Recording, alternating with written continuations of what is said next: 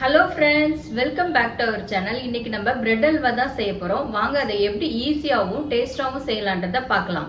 Bread halwa செய்யிறதுக்கு first ஒரு loaf bread எடுத்துக்கோங்க. அதை இத மாதிரி பீசஸா கட் பண்ணி எடுத்துக்கலாம்.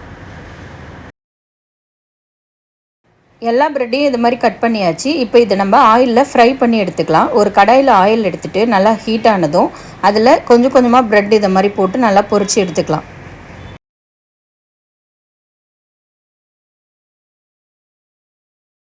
நல்லா இத மாதிரி கோல்டன் கலர் ஆனதும் இப்போ பிரெட்டை நம்ம ஆயில்ல இருந்து எடுத்துடலாம். இது மாதிரி எல்லா பிரெட்டையுமே நம்ம ஃப்ரை பண்ணி எடுத்துக்கலாம்.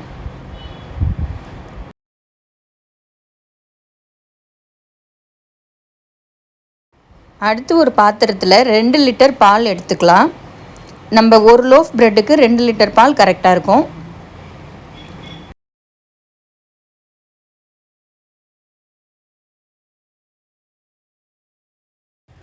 பால் நல்லா கொதிச்சதும் இப்போ இதில் ஃப்ரை பண்ணி வச்சுருக்க பிரெட் பீசஸ் எல்லாம் நம்ம ஆட் பண்ணிக்கலாம். இந்த பிரெட் பீசஸை இப்போ பாலோட நல்லா மிக்ஸ் பண்ணிவிட்டு நல்லா வேக விடணும். இப்போ பிரெட் நல்லா வெந்து பாலெல்லாம் அப்சர்வ் பண்ணிடுச்சு. இப்போ இந்த ஸ்டேஜில் நம்ம 1.5 கிலோ சர்க்கரை இதில் ஆட் பண்ணிக்கலாம்.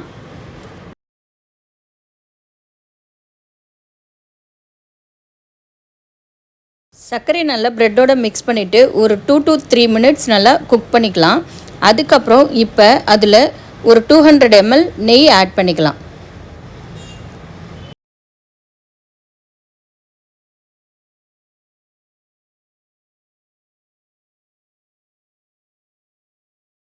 இப்போ நெய்யை நல்லா ப்ரெட்டோட மிக்ஸ் பண்ணிவிட்டு அதில் 1 டேபிள் ஸ்பூன் ஏலக்காய் பொடி ஆட் பண்ணிக்கலாம். அதுக்கப்புறம் வறுத்த முந்திரி திராட்சையும் நம்ம இதில் கூட ஆட் பண்ணிக்கலாம்.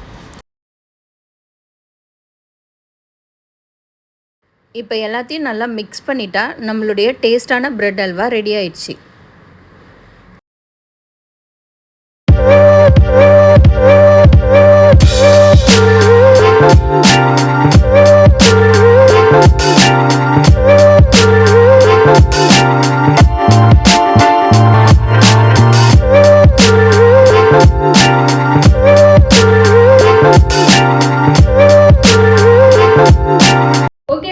நான் செஞ்ச பிரெட் அல்வா உங்களுக்கு பிடிச்சிருந்தா லைக் பண்ணுங்க, ஷேர் பண்ணுங்க, சப்ஸ்கிரைப் பண்ணுங்க, மறக்காம பெல் பட்டனை கிளிக் பண்ணுங்க. Thank you from Snappy Cooking Family.